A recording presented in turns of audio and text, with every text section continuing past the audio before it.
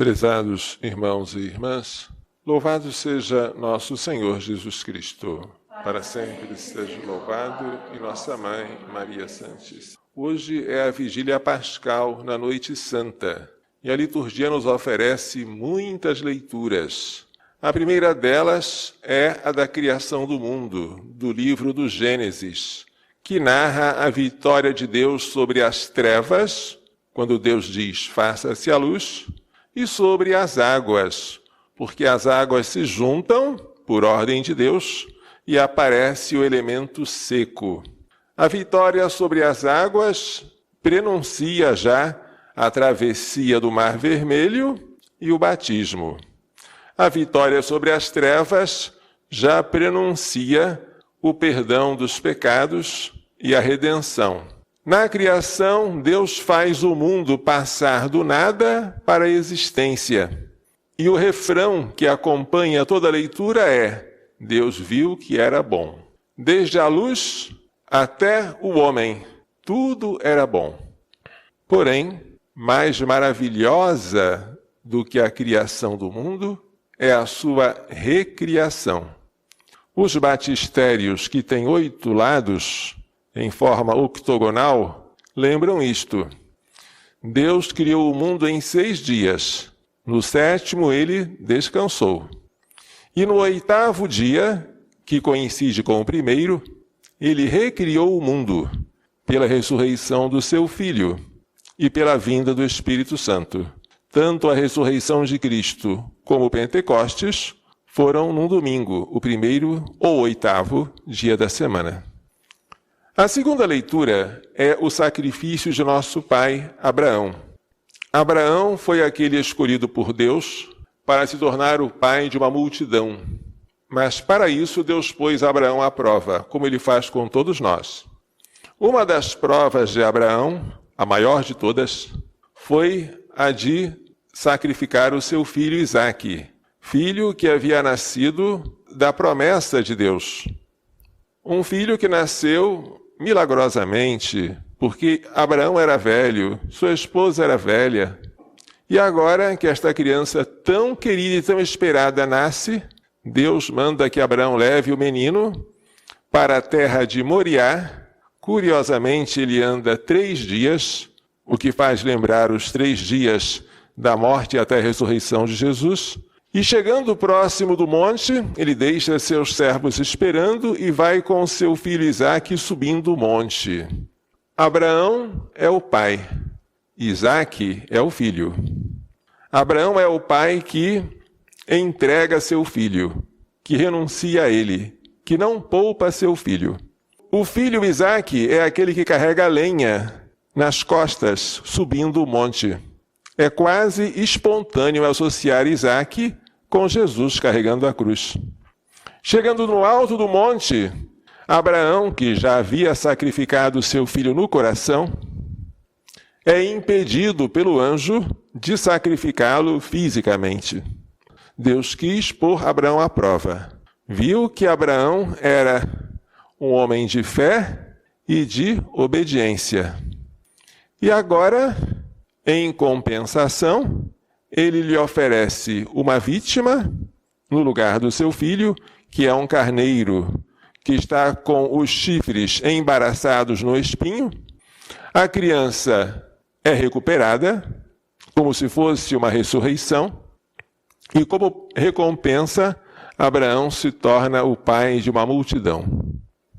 Entre esta multidão estará Jesus, que será o novo Isaque, que vai carregar o lenho da cruz, mas dessa vez Jesus não será poupado nem substituído por um carneiro.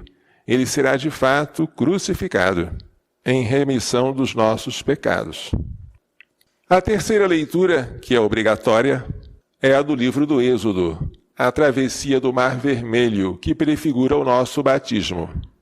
O faraó havia se arrependido de ter expulsado Israel, privando-se dos seus serviços, porque Israel era escravo do faraó. Então, quando o povo já tinha saído, o faraó manda atrelar carros e cavalos para ir atrás dos hebreus. a fim de capturá-los de volta. Quando está para alcançá-los e Moisés se dirige a Deus, Deus responde: por que clamas a mim? Dize aos filhos de Israel que se ponham em marcha. Em marcha para onde? Porque atrás deles há os egípcios, na frente há o mar. Mas Deus manda que eles se ponham em marcha, em direção ao mar que vai afogá-los? Parece. Só que os hebreus têm que crer que o mar vai se abrir. Dize aos filhos de Israel que se ponham em marcha. Quanto a ti, Moisés, ergue a vara, estende-a sobre o mar e divide-o, para que os filhos de Israel caminhem em seco pelo meio do mar. E assim Moisés fez. O mar se abriu. Os israelitas atravessaram o Mar Vermelho a pé enxuto, chegaram a outra margem. Depois, Deus ordenou que Moisés estendesse novamente a vara e as águas cobriram os carros, os cavalos, os cavaleiros e não sobrou um sequer. E assim Deus manifestou o seu poder e a sua glória e a sua vitória sobre os egípcios e a sua predileção sobre Israel. Ele ouviu o clamor daquele povo e fez maravilhas. A passagem do Mar Vermelho, que veio logo depois da praga dos primogênitos, é um acontecimento maravilhoso para os hebreus. Eles precisavam recordar isso e não tinham nada de melhor para recordar. Nós, porém, temos algo de maior. Nós temos não a travessia de um mar a caminho da terra prometida, nós temos muito mais do que isso. Nós temos o batismo, que é a passagem sobre as águas, em que nós somos purificados, lavados, e de escravos que éramos, tornamo-nos livres. Escravos do pecado, livres com a liberdade dos filhos de Deus. A quarta leitura, tirada do capítulo 54 de Isaías, é de algo mais tardio. O povo de Israel já se estabeleceu na terra prometida, Deus já ofereceu para ele juízes e depois reis, mas o povo foi infiel. E por isso Deus permitiu que o povo fosse exilado, não para o Egito, mas para a Babilônia. E agora? A cidade de Jerusalém está destruída, o templo está devastado, o povo agora exilado. E a esperança onde está? Por meio do profeta, Deus fala de maneira maravilhosa com Israel, como se fosse uma esposa abandonada na juventude. O Senhor te chamou como a mulher abandonada e de alma aflita. Como a esposa repudiada na mocidade, falou o teu Deus.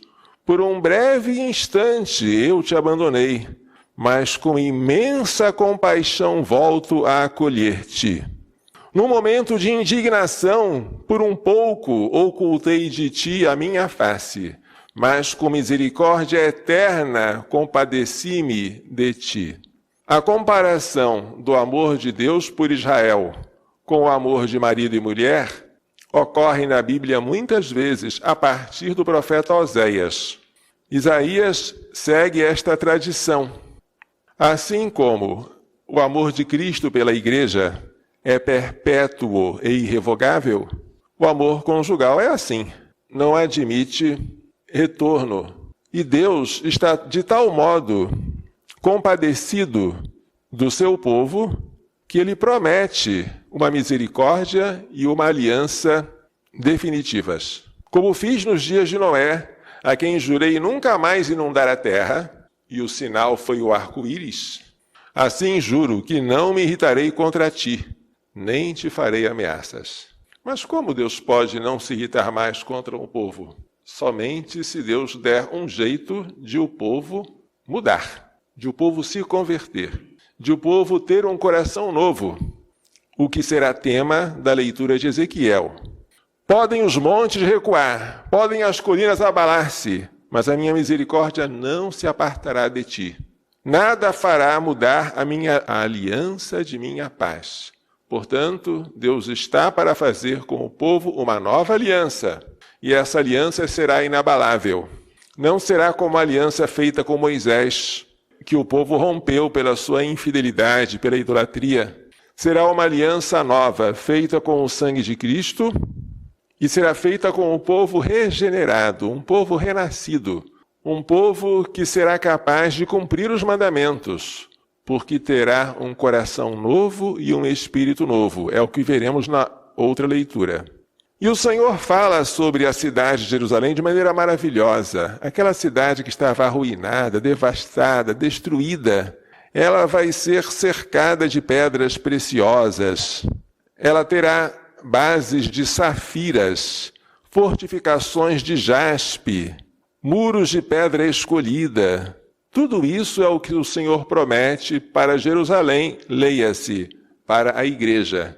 E estas figuras lindas serão retomadas depois no Apocalipse, quando falar das núpcias do Cordeiro com a Jerusalém celeste. A leitura de Ezequiel, que é a 7ª, e que nós lemos logo depois da de Isaías, fala sobre o modo como Deus vai renovar o seu povo. O povo está no exílio. Ezequiel também é um sacerdote exilado. Lá no exílio, o nome do Senhor foi profanado. Então, por causa do meu santo nome, é que eu vou fazer a renovação deste povo, para manifestar a santidade do meu grande nome, que vós profanastes no meio das nações. E o que Deus promete por meio do profeta Ezequiel?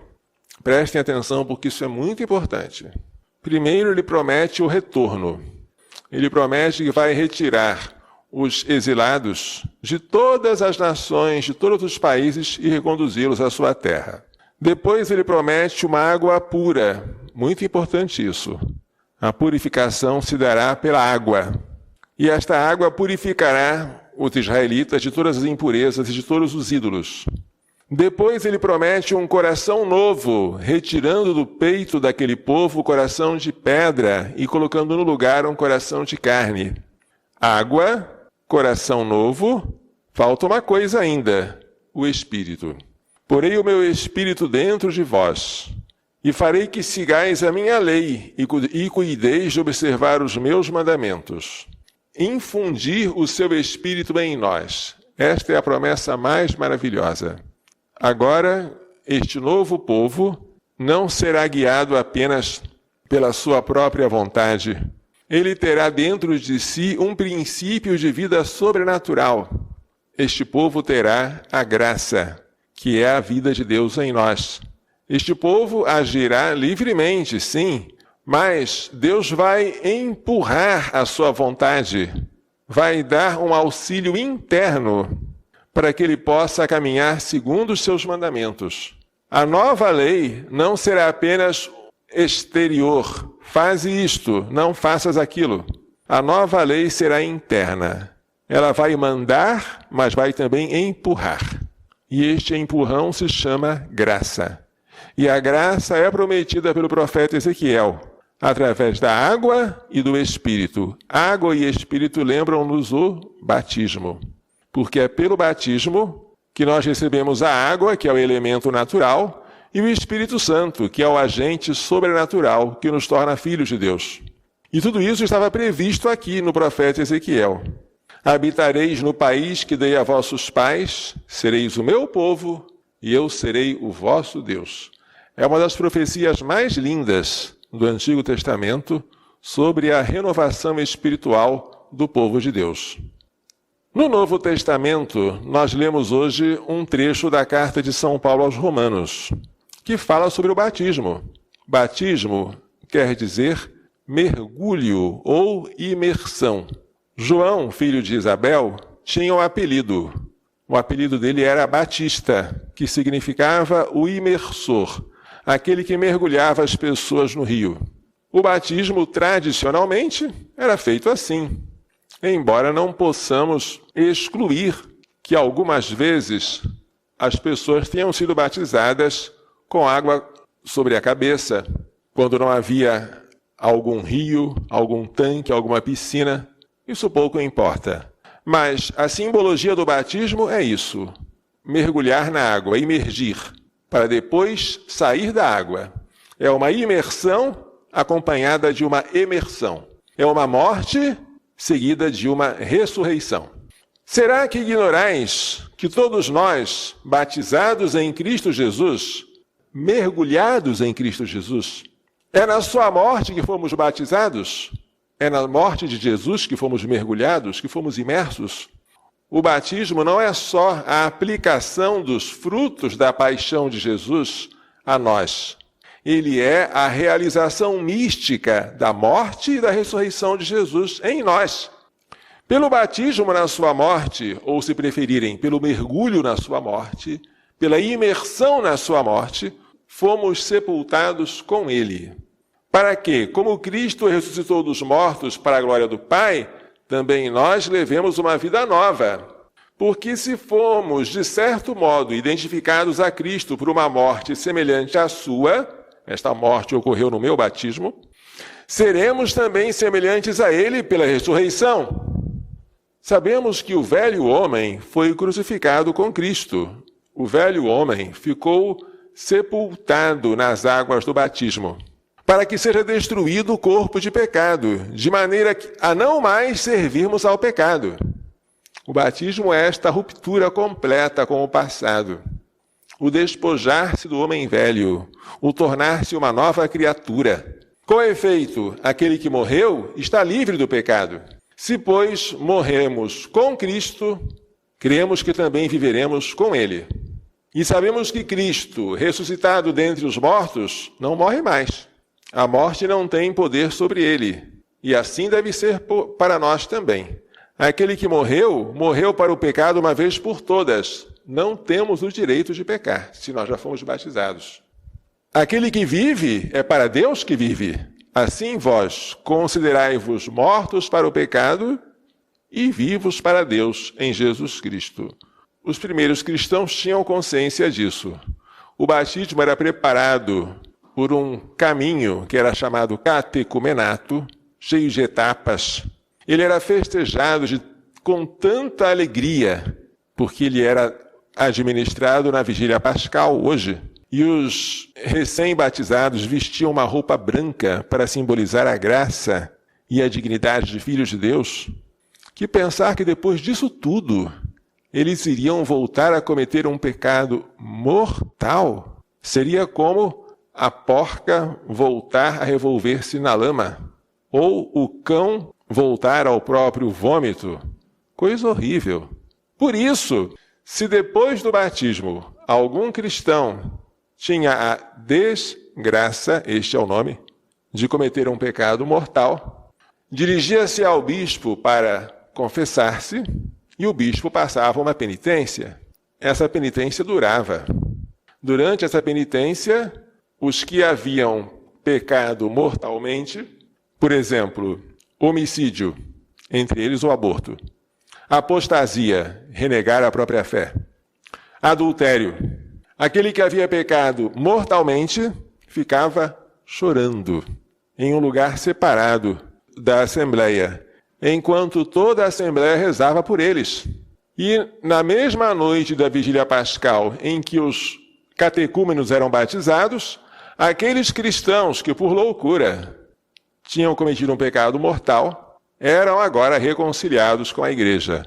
Assim era o sacramento da penitência, que perdoava os pecados após o batismo. Não era uma coisa tão imediata como hoje se faz no confessionário. Hoje é bem mais simples, mas também corre-se o perigo de se banalizar. A pessoa peca, confessa e parece até que já está prevendo o próximo pecado para depois se confessar. Não devia ser assim, de jeito nenhum.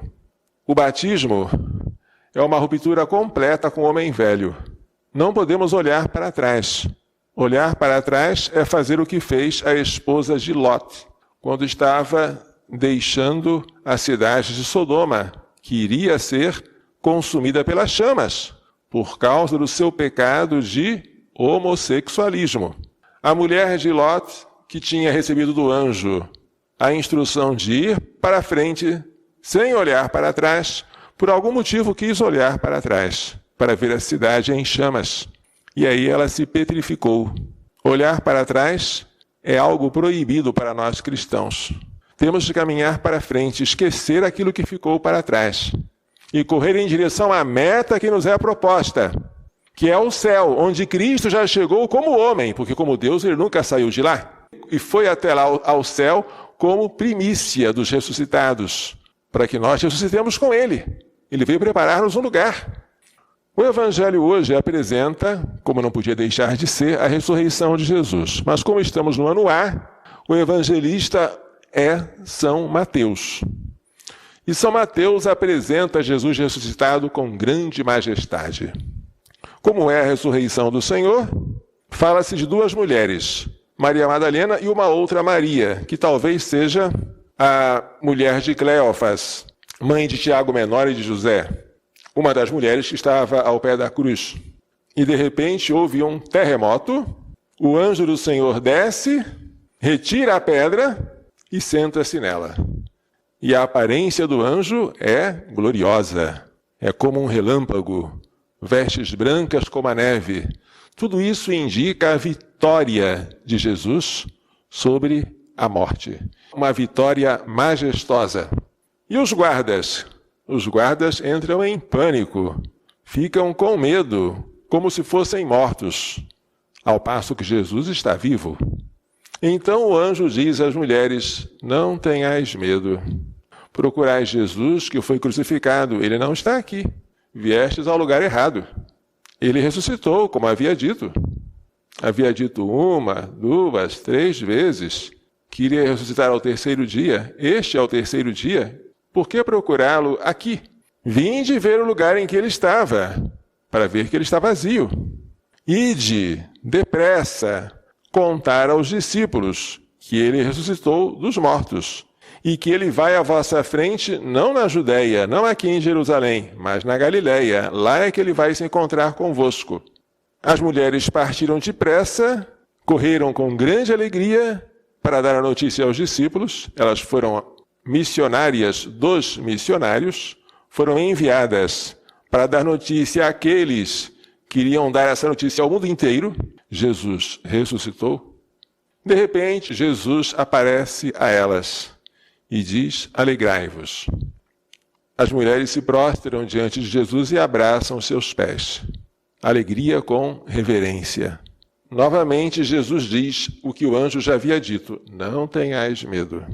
Ide anunciar a meus irmãos, bonito Jesus chamar assim os apóstolos, meus irmãos, filhos do mesmo Pai, embora Jesus seja filho natural e nós filhos adotivos, mas somos irmãos de Jesus. Ide anunciar a meus irmãos que se dirijam à Galileia, lá eles me verão.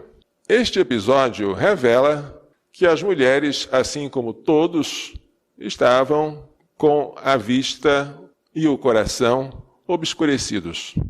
Por que foram procurar Jesus no sepulcro? Porque achavam que lá estava o cadáver. Por que achavam que o cadáver estava lá? Porque haviam se esquecido da profecia de Jesus, da sua ressurreição. Porque o choque da cruz era muito grande. A tristeza havia atordoado a mente de todos. Mas há alguém que não está aqui. E eu faço questão de ressaltar esta mulher que não estava no sepulcro, que é Maria Santíssima. Devemos ressaltar duas coisas: a presença dela de pé junto à cruz e a ausência dela ao terceiro dia no sepulcro. Por que ela está ausente? Porque ela creu. A mesma fé que fez com que ela ficasse de pé na cruz, fez com que ela não fosse de manhãzinha procurar Jesus no lugar errado, que era o sepulcro. E assim Jesus manifestou-se a ela. Claro, Jesus ressuscitado não poderia deixar de manifestar-se a sua Mãe Santíssima, como presente, como recompensa pela sua fé, pela sua esperança e pela sua caridade ardente. As mulheres que foram cedo ao sepulcro demonstraram caridade, mas pouca fé, falta de esperança. Maria, que não foi ao sepulcro, demonstrou caridade, mas também fé e esperança, firmes. E ela deve ser o nosso modelo. Não procuremos Jesus onde ele não está. Não queiramos jogar perfumes em um cadáver que não existe. Porque o perfume não ressuscita o cadáver. O perfume apenas retarda o apodrecimento. só. Jesus ressuscitado está vivo, não é um cadáver necessitado de perfume. Nada de recalchutagens, nada de remendos de pano novo em roupa velha. É hora de despojar-se do homem velho, jogar fora o nosso trapo para nos revestirmos de Cristo. Por isso que no batismo, seja de uma criança, seja de um adulto, se recebe uma veste branca. E todo o problema de nós cristãos que nos impede de progredir espiritualmente é nós querermos fazer uma conciliação entre a nossa vida de ressuscitados, portanto, de homens novos, e o nosso passado de homens velhos, que já deveria estar totalmente esquecido. Imitemos Maria não indo ao sepulcro. Imitemos Maria esperando a vinda do Senhor. Imitemos Maria crendo que aquele que prometeu ressuscitar está vivo e que ele vai nos conduzir até o céu, onde ele penetrou. Esta é a nossa esperança, esta é a nossa alegria. Que o nosso batismo não seja vão, que saibamos renovar a cada dia as promessas do nosso batismo e confiar a Maria Santíssima a guarda de todos os dons que nós recebemos naquele dia. E isso se faz de maneira perfeita pela consagração ensinada por São Luís Maria Grignon de Montfort, na qualidade de escravo. Que Maria Santíssima nos faça entender e pôr em prática as lições desta liturgia da Páscoa da Ressurreição do Senhor. Louvado seja nosso Senhor Jesus Cristo. Para sempre seja louvado, e nossa Mãe Maria Santíssima.